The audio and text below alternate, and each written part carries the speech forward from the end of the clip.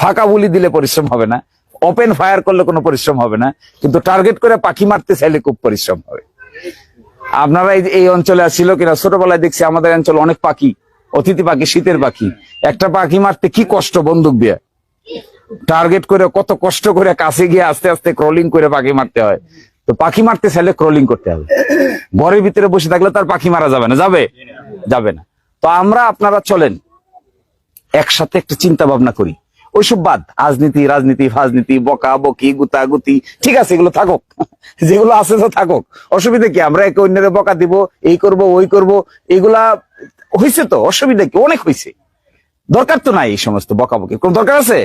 আমার তো মনে হয় না। যে পারে সে করুক না, যে পারে, যে এই সমস্ত কাজ আমাদেরকে করে দিতে পারে সেই করুক, অসুবিধা কি?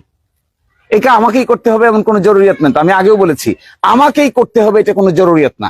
যে পারবে, আমরা চাই আমাদের বেকার সদস্যদের, বেকার যুবকদের বাড়িতে বাড়িতে কর্মসংস্থানের ব্যবস্থা হোক, এটা আমরা চাই। এটা যে ব্যক্তি আমাদের করে দিতে পারবে, আমরা তার সাথে কাজ করতে রাজি আছি।